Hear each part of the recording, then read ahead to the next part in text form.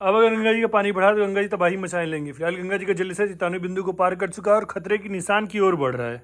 तो अभी देखो दोस्तों, मैं अस्सी घाट के इन गलियों के पास में खड़ा हूँ। ऐसा अमूमन बहुत कम ही होता है कि गंगा जी लगातार दूसरी से तीसरी बार जो है वो चेतावनी बिंदु को क्रॉस कर पाए। इस सीजन में गंगा जी तीसरी बार लगातार जो है चेतावनी बिंदु को पार करके खतरे के निशान की ओर बढ़ चुकी हैं। हालांकि जो भी पानी है वो प्रयागराज में धीरे धीरे स्थिर होने लगा है, लेकिन अभी जो है ये पानी जो है 2-3 दिनों तक ऐसा ही रहेगा, ऐसा ही बढ़ेगा। दिल्ली में भी जो पानी है वो कम होने लगा यमुना का। तो उम्मीद यही है कि आने वाले दिनों में पानी कम होगा, लेकिन तब भी घाट वगैरह बोटिंग वगैरह खुलने में भी इसमें टाइम लगेगा। कम से कम 15 से 20 दिन तो आराम से लगेगा, जब तक ये पानी उस लेवल पे नहीं आता कि संपर्क एक दूसरे के घाटों का खुल नहीं जाता, तब तक बोटिंग भी इतनी जल्दी चालू नहीं होगी। तो अगर आप अभी बनारस आने के प्लान कर रहे हो तो इसको थोड़ा सा और पोस्टपोन कर लो। कोशिश करो कि अक्टूबर के फर्स्ट वीक में आए या फिर अक्टूबर में आए, तो आप अच्छे से घाट वगैरह घूम पाओगे, बोटिंग वगैरह भी अच्छे से कर पाओगे। अभी हो सकता है कुछ समय में जब पानी कम हो तो गंगा आरती जो 80 घाट पे करा लिया जाए। कुछ घाटों को साफ सफाई वगैरह कर दिया जाता है। अभी कुछ समय पहले जो 80 घाट की साफ सफाई हुई थी तो वहाँ गंगा आरती होने लगा था। वैसे गंगा आरती तो हर समय ही होता है, चाहे पानी कितना ही बढ़े। वो बस उसका होता है कि प्लेस चेंज होता रहता है, तो कभी ऊपर होता है, कभी नीचे होता है, कभी सीढ़ियों पर होने लगता है, ऐसे चलता रहता है। फिलहाल यहाँ पे देखोगे तो यहाँ पे 80 घाट भी पूरी तरह से जलमग्न हो गया है और ये धीरे धीरे पानी जो है उस सड़कों के किनारे तक पहुँच गया है। मतलब अगर और पानी बढ़ा तो ये पानी सड़कों की तरफ में बढ़ने लगेगा और डेंजर लेवल से महज कुछ सेंटीमीटर कम है। मतलब अगर आज पानी ये बढ़ा और तो हो सकता है कि ये डेंजर लेवल को भी हंगामा क्रॉस कर जाए। फिलहाल 80 घाट पे सुबह बनारस का जो पूरा स्थल है वो पूरा डूब चुका है और यहाँ पे फूड कोर्ट वगैरह पूरा चीज़ डूब चुका है। जिधर भी आप देखोगे तो पूरा पानी ही पानी है। और यहाँ पे लगातार एनडीआरएफ की टीमें और जो भी पुलिस बल के जल पुलिस के लोग हैं वो यहाँ पे लगे हुए हैं, ताकि लोगों को सतर्क किया जाए कि आप एक दायरे से जो है बाहर मत जाइए, उधर जाके अपना नहाइए। तो एक दायरा बना दिया गया, इसी के अंदर निगरानी करते हुए लोग देख भी रहे हैं कि इसके आगे लोग न जाए। और फिलहाल जो कार्य वगैरह पूजा पाठ वगैरह ये सब हो रहा है वो घाटों पे ही हो रहा है, वो सीढ़ियों पे ही हो रहा है। और इधर से देखोगे तो आप एकदम पूरा सीढ़ियों पे ही लोग यहीं पे नहा रहे हैं, यहीं पे अपना कार्य क्रियाकलाप जो भी है वो यहीं पे कर रहे हैं। और ऐसा जो स्थिति है वो अधिकतर बनारस के जितने भी घाट हैं, चाहे 84 घाट है, उन सभी जगहों पे ऐसी स्थिति है। दशाश्वमेध के पास में गलियों में पानी आ गया है। उसके साथ साथ में आप देख ही रहो 80 घाट की स्थिति की, 80 घाट के भी गलियों में पानी आ गया है। सामने घाट का एरिया भी लगभग जो है कुछ ही सीढ़ियाँ बाकी हैं और ऊपर तक पूरा पानी आ गया है। मतलब पूरा बनारस जो है वो बाढ़ की चपेट में है और ये बहुत लंबा हो गया है।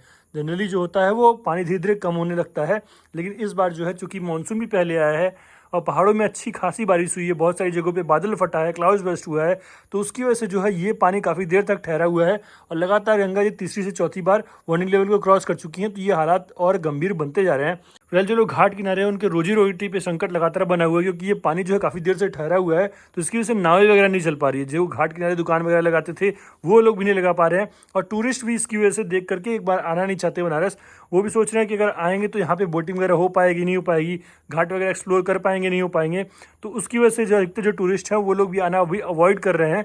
तो ये मेन रीज़न है जिसकी वजह से रोजी रोटी पे संकट बना हुआ है। तो जितनी जल्दी ये पानी कम हो जाएगी, जितनी जल्दी बोटिंग वगैरह शुरू हो जाएगी, उतनी जल्दी उनकी भी लाइफ जो है आसान बन पाएगी। फिलहाल अभी ये जो स्थिति ये कम से कम अभी 15 से 20 दिन तो ऐसे ही बने रहने की उम्मीद है।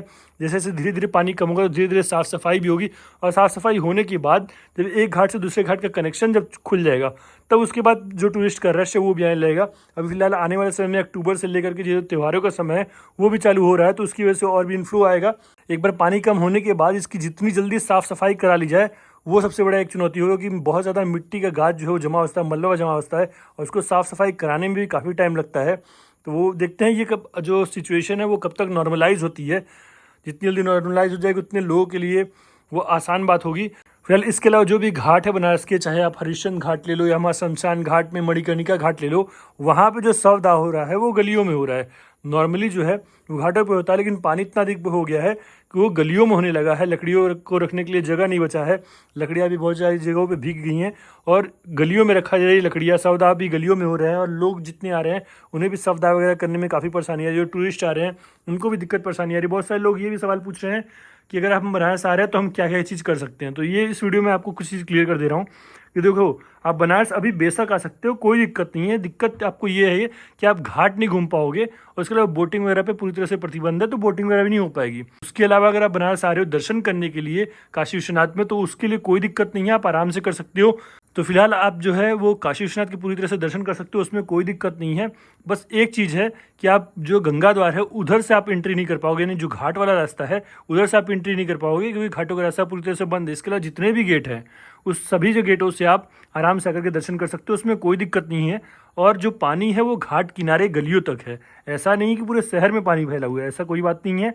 वो घाट किनारे गलियों में है, जब तक आप उधर नहीं जाओगे तब तक आपको कोई दिक्कत नहीं है। आप आराम से आओ, यहाँ पे दर्शन वगैरह करो। उसके अलावा अगर आपको शहर घूमना है तो शहर में आप बहुत सारी जगहों पे घूम सकते हो, जहाँ पे भी जाना है आप जा सकते हो। बस आप घाट किनारे एक नहीं जा पाओगे, आपको बस ये थोड़ी सी कमी लगेगी। तो अगर आप प्लान बना रहे हो और या फिर आपका बन चुका है, टिकट्स वगैरह बुक कर चुके हो, चाहे ट्रेन के चाहे आप प्लेन के टिकट अगर बुक कर चुके हो और आप आ रहे हो किसी कारण, तो आप आ सकते हो, यहाँ पे घूम वगैरह सकते हो, कोई उसमें दिक्कत नहीं है। कुछ जगह पे आप जाना चाहते हो तो मैं आपको रिकमेंड भी कर दे रहा हूँ, जैसे आपकी संकट मोचन जा सकते हो, बीएचयू जा सकते हो, सारनाथ वगैरह जा सकते हो। बहुत सारे मंदिर हैं, उनको जा करके आप एक्सप्लोर कर सकते हो। काल भैरव जा सकते हो। इसके अलावा गोदलिया का जितना भी मार्केट है वो मार्केट आप एक्सप्लोर कर सकते हो। तो अभी मैं एक चीज़ और बता रहा हूँ, इस चीज़ को आप बेशक एक्सप्लोर कर सकते हो, और ये जो है ये सितंबर में ही रहेगा। तो दरअसल बात यह है कि रामनगर की प्रसिद्ध विश्व प्रसिद्ध रामलीला वो शुरू हो चुकी है। अब ये रामलीला इतनी यूनिक है, इतनी पुरानी है, जो कि आपको देखनी जरूर चाहिए। इस रामलीला में मतलब जैसे नॉर्मली आपने रामलीला में देखा होगा साउंड सिस्टम का प्रयोग होता है, इलेक्ट्रिक डिवाइसेस का यूज़ होता है, लेकिन यहाँ पे बिना किसी इलेक्ट्रिक साउंड सिस्टम के, ना ही लाइटिंग के, नॉर्मली जो मसाल की लाइटिंग होती है, दीपक की लाइटिंग होती है, उस लाइटिंग में यहाँ पे रामलीला की प्रस्तुति होती है। जितने भी कलाकार होते हैं वो लोकल होते हैं और संवाद जो है खुद से करते हैं। सभी लोग, रामनगर के लोग, आसपास के जिलों के लोग, सब लोग जुटते हैं वहाँ पे, शाम को देखते हैं और नज़ारा देखने लायक होता है। और उसमें जो भी कैरेक्टर रहते हैं वो संवाद करते हैं, साथ साथ में रामचरितमानस की पाठ करने के लिए लोग यहाँ पे इकट्ठा होते हैं। पूरा एकदम माहौल बन जाता है मेले का। और ये 31 दिनों तक पूरा मेला चलता है। 6 सितंबर से ये चालू हो चुका है, 6 अक्टूबर तक चलेगा। 31 दिनों तक पूरे रामायण की पूरी कहानियों को दर्शाया जाता है, सभी कलाकार निभाते हैं। तो ये रामलीला 230 साल पुरानी है और विश्व की इसे सबसे पुरानी रामलीला कहा जाता है। तो आप अगर बनारस आ रहे हो, घाट वगैरह आप नहीं घूम पा रहे हो, लेकिन आपको ये एक्सप्लोर जरूर करना चाहिए। आपका जो है बनारस ट्रिप जो है वो एक तरह से आप कह लोगे कि आपकी जो घाट घूमने की इच्छा थी वो इसके थ्रू जो है कुछ ना कुछ पूरी हो जाएगी, क्योंकि सबको ये मौका नहीं मिलता है। आप अगर इस मौके पे आ रहे हो तो आप ज़रूर से ज़रूर एक्सप्लोर करो, इसका फ़ायदा उठाओ। बाकी इससे रिलेटेड कोई भी अपडेट रहेगी, आपकी कोई क्वेरीज है तो आप कमेंट डाउन करके पूछ सकते हो। इसके अलावा मेरा इंस्टाग्राम हैंडल है काशी टेल्स पे ही, तो आप उसको भी फॉलो कर सकते हो। वहाँ पे मैं आपको जितनी भी क्वेरीज है उन सब का रिप्लाई वगैरह करता रहता हूँ, तो उस पर आप अगर कमेंट कर दोगे तो मैं आपको तुरंत रिप्लाई भी कर दूंगा।